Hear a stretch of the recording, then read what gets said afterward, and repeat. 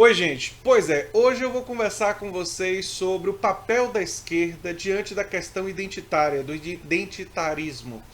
E vou falar também sobre estratégias da esquerda, tendo uma perspectiva muito influenciada por um livro que eu li no meu doutorado.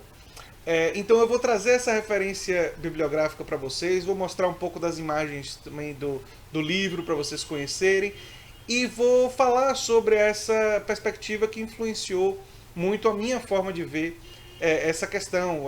Quando eu li esse livro, a minha forma de ver essa questão se modificou. É uma coisa importante da gente estar disposto a mudar quando a gente conhece uma perspectiva que lança luzes sobre algum aspecto que a gente talvez não tenha pensado profundamente. Não é?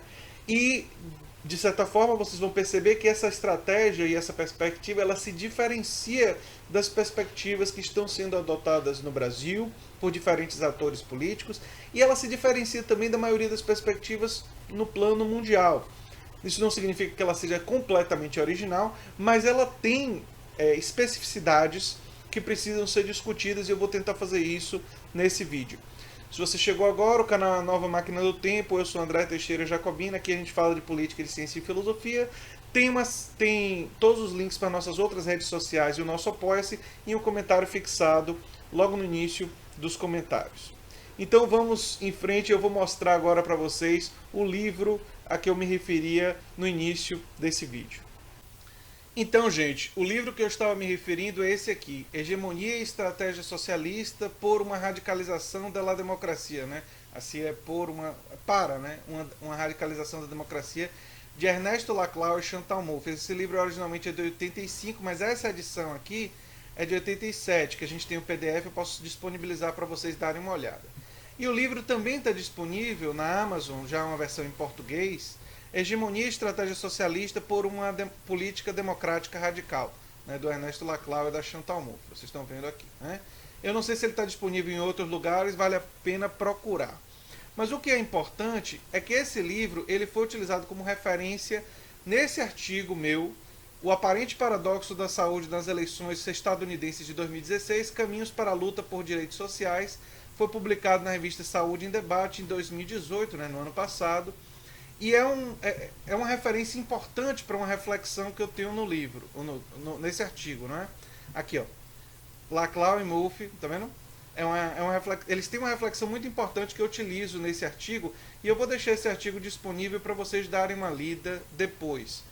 Mas, enfim, eu quero falar um pouco sobre essa reflexão desses dois autores. É uma reflexão que já é datada, mas eu continuo achando que ela é muito importante. Não é? Assim como tem coisas do século XIX e até dos gregos que até hoje são absolutamente relevantes e nos instigam à reflexão. Não é porque foi da década de 80 que a gente vai descartar. Então eu vou ler para vocês o parágrafo que eu utilizo esses autores e depois eu vou fazer uma reflexão um pouco mais ampla. O parágrafo diz o seguinte: ao longo de sua carreira política, Bernie Sanders realizou o que Ernesto Laclau e Chantal Mouffe defenderam no texto Hegemonia e Estratégia Socialista, assim uma radicalização da democracia. Uma das contribuições relevantes dos autores é observar que não existem nexos essenciais que unam diferentes lutas sociais, o anticapitalismo, o antissexismo, o antirracismo. Assim sendo, eles precisam ser construídos por meio de uma articulação de equivalências, que é justamente o papel da esquerda. Foi isso que Sanders realizou nos movimentos sociais e hoje o chamado movimento progressista é a articulação de feministas do movimento negro, do movimento ambientalista, não de suas totalidades, mas das frações que resolveram aderir a uma proposta que tem o papel do Estado na saúde como um dos aspectos centrais, assim como a defesa de uma política externa que visa a diplomacia e a construção da paz. Essas duas ideias são essenciais ao movimento progressista. Então percebam, gente, que essa estratégia e essa percepção, ela difere tanto da ideia de subordinar a pauta identitária a uma defesa, digamos, centrada na questão de classe, e ela também difere da ideia de adotada por partidos que, obviamente, quando no meu vídeo passado eu disse esquerda, eu estava falando de partidos que são percebidos como esquerda. O Prometheus, num dos comentários, trouxe esse cuidado, né, que eu deveria ter. E obviamente que o Partido Democrata em economia nunca foi de esquerda, sempre foi um partido majoritariamente de centro-direita lá nos Estados Unidos. Mas o que eu estava querendo dizer é que esses partidos adotaram uma postura de usar a pauta identitária como elemento diferenciador para com os conservadores. Não é? Isso aconteceu nos Estados Unidos, aconteceu na Inglaterra com o Partido Trabalhista Britânico, numa época que ele estava sendo dominado por uma ala de centro-direita economicamente, que é a ala do Tony Blair. Não é?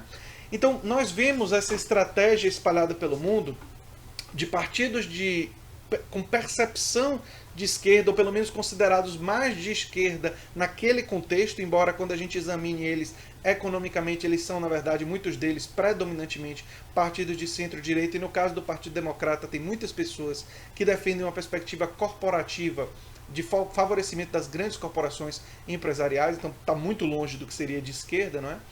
Mas eles usam a pauta identitária para se diferenciar.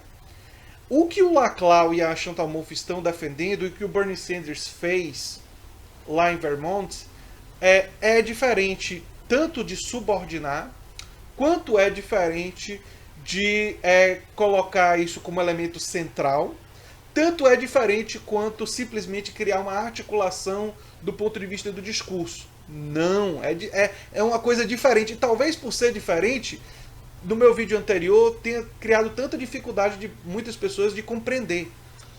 O que eles estão falando é que o papel da esquerda, dos partidos políticos, dos políticos e tudo mais, tem o papel de criar nexos, de criar a conexão entre a luta feminista, a luta do movimento negro, a luta do movimento gay, a luta contra o capitalismo, ou seja, o papel da esquerda seria a construção desses nexos para que cada movimento reconheça no outro o seu valor, sua importância, e que o aspecto específico, longe de ser colocado como subordinado ou como menor, esse aspecto específico é o que dá combustível, é o que precisa ser utilizado justamente para a promoção desse diálogo, para que haja compreensão de que se os negros estão lutando contra a opressão, contra o legado histórico do racismo, as mulheres estão lutando contra o legado histórico do machismo, os gays estão lutando contra o preconceito também histórico com relação aos homoafetivos. Todas essas são formas diferentes de se lutar contra a opressão, de se lutar por um sistema mais justo, por um sistema mais democrático, por um sistema mais radicalmente democrático.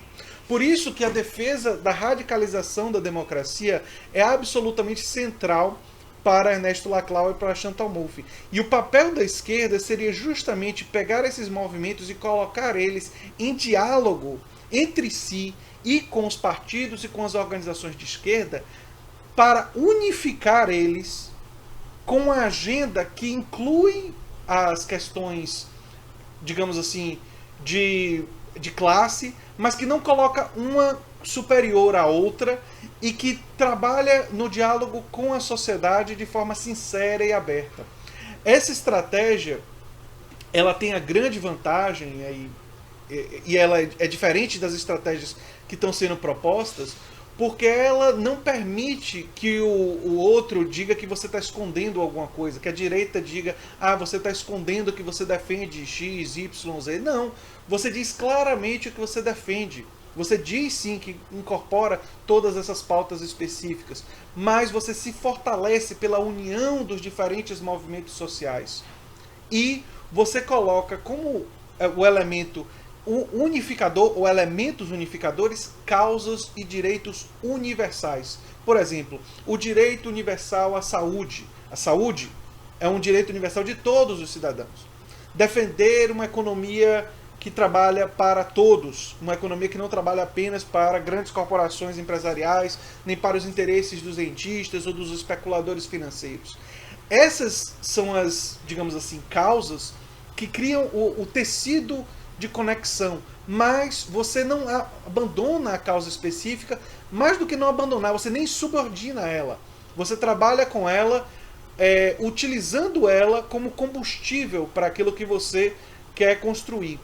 E você você busca não perder o diálogo, nem mesmo com os setores conservadores, que foi, aliás, o que Bernie Sanders fez. Bernie Sanders fez o quê? Ele propôs coisas específicas que beneficiavam esses setores e nunca abriu mão de dizer o que é que ele pensava sobre aborto, sobre união civil gay, o casamento gay. Ele foi nos lugares mais conservadores dos Estados Unidos e disse nesses lugares, ele disse: sou pelo casamento gay, sou favorável à legalização do aborto que já existe, a manutenção disso. Ele foi sincero. E essa sinceridade, combinada com o respeito pela posição do outro e pela articulação de uma agenda que tem na universalidade, nos direitos universais, o tecido que conecta as diferentes agendas, foi o que favoreceu que ele fosse respeitado e que ele seja um dos únicos candidatos na atual corrida presidencial americana que teria entre 8 a 10% de votos de republicanos. Para nós aqui no Brasil, isso pode parecer impossível. E claro que o Brasil é diferente dos Estados Unidos. E claro que Bernie Sanders não é o favorito para ser o candidato democrata, porque com Hillary ele conseguiu uma campanha histórica, diminuiu a diferença de 60 pontos, ele diminuiu para 8, foi incrível. E agora ele está sendo boicotado pela mídia e tudo mais, então ele não é o favorito. É importante ter isso como claro. Porém, a estratégia dele, levando em conta todos os obstáculos que ele enfrenta, é uma estratégia altamente bem sucedida. Ele enfrenta uma mídia corporativa, ele enfrenta o establishment do Partido Democrata, ele enfrenta um Partido Democrata predominantemente de centro-direita na economia, e mesmo com todos esses elementos contrários a ele, com essa estratégia, ele conseguiu bater recorde de arrecadação com pequenas doações, 25 milhões de dólares, e ele conseguiu ser o segundo colocado nas primárias passadas, apertando e quase derrotando Hillary, e se Hillary não tivesse trapaceado utilizando mecanismos do Partido Democrata, talvez ele tivesse derrotado ela. Inclusive essa é a análise que faz Noam Chomsky, que Hillary ganhou muito em cima de estratégias, digamos assim, eticamente questionáveis, para dizer o mínimo. E no momento atual, ele ainda está em disputa com Joe Biden e com Elizabeth Warren. Esses dois episódios mostram que essa estratégia, numa realidade complexa e difícil, diferente da nossa como os Estados Unidos, pode dar certo. O Brasil é diferente, talvez os nossos pentecostais sejam mais radicais e sejam incapazes de dialogar, talvez. Mas a gente não pode, por um lado, abrir mão da questão identitária, mas a gente também não pode usar a questão identitária como a questão que nos diferencia da direita. A gente não pode nem imaginar uma simples articulação de questões de classe com questões identitárias, como parte do PSOL está defendendo. Isso é insuficiente. É necessário criar esses laços de solidariedade profundos entre o movimento negro, entre o movimento feminista, entre o movimento ambiental, entre o movimento gay. Unificar todos esses movimentos em prol de uma agenda universalizante e que tenha no horizonte a radicalização da democracia como um elemento central. Fazer isso, gente, não é fácil. Fazer isso não é uma coisa que foi feita aqui no Brasil ainda. Mas aqui no canal eu quero trazer para vocês bibliografia, eu quero trazer para vocês reflexões justamente que fazem a gente pensar sobre o que ainda não houve, o que ainda não aconteceu. O que ainda pode vir a acontecer se nós estivermos dispostos a lutar por isso. Se nós acharmos que as alternativas apresentadas já contemplam aquilo que tudo que é possível, a gente não vai conseguir pensar no novo e não vai conseguir pensar em novas estratégias. E eu acho sim que tanto Ciro Gomes quanto o PSOL podem absorver essas ideias e podem absorver a luta pela radicalização da democracia como algo estruturante, e que a construção e o diálogo com amplos movimentos sociais, através do reconhecimento entre eles, para botar o movimento negro falando com o movimento feminista, falando com o movimento ambientalista, falando com o movimento gay, falando com todos esses movimentos juntos, e agregar todas essas forças simultaneamente, pode sim, o movimento, enfim, o movimento feminista, todos esses movimentos a gente pode articular e utilizar a agenda de direitos universais e da democratização da democracia e da democratização dos espaços de trabalho como elementos centrais para a construção de um caminho mais poderoso para a esquerda e para o pensamento dito progressista ou pró-trabalho. E eu não vejo que essas ideias estejam plenamente representadas naquilo que nós temos na nossa política. Mas não significa que elas não possam estar. Para isso, a iniciativa do canal aqui é uma pequena iniciativa. Mas se cada uma das pessoas que estão me ouvindo se tornarem multiplicadores dessa iniciativa e nós chegarmos aos partidos políticos e convencermos eles e convencermos os movimentos sociais, sim, nós podemos criar uma grande luta para a radicalização da democracia, pelo que eu chamo do meu livro de ampliação da democracia, e com isso um fortalecimento de todos esses movimentos em prol e na defesa de direitos universais. Não vai ser fácil. E tem vários tipos de dificuldades, tanto internas do nosso campo, quanto externas da estrutura e do establishment que nós enfrentamos. Mas a gente tem que olhar para o exemplo de Bernie Sanders não como um exemplo acabado, porque a realidade que ele enfrenta é diferente, mas sim como alguém que tem enfrentado uma dificuldade muito grande, uma estrutura talvez mais difícil até do que a nossa em alguns aspectos, porque o partido que ele está no partido que é um partido hostil a ele próprio, um partido que está tentando sabotar ele próprio. Então talvez aqui no Brasil, por mais incrível que pareça, seja mais fácil de fazer isso do que lá. Porque aqui nós temos partidos que eu tenho quase certeza que seriam sensíveis a essas estratégias e que podem ser sensibilizados a promover essa unificação dos movimentos, dos difusos movimentos sociais, e trabalhar com essa ideia de radicalização da democracia. Eu acho que isso é possível e talvez no Brasil seja ainda mais fácil do que é lá. Talvez tenha dificuldades diferentes. Talvez os nossos conservadores, nossos pentecostais imponham para nós dificuldades diferentes.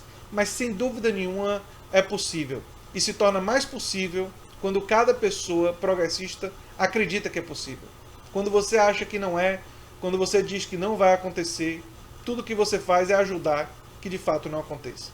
Enfim, era isso que eu queria dizer no vídeo de hoje. Se você gosta do que a gente faz aqui, se inscreva, dê um like, compartilhe e se lembre sempre de divulgar o material do canal Nova Máquina do Tempo. Um abração e até o próximo vídeo. Tchau, tchau.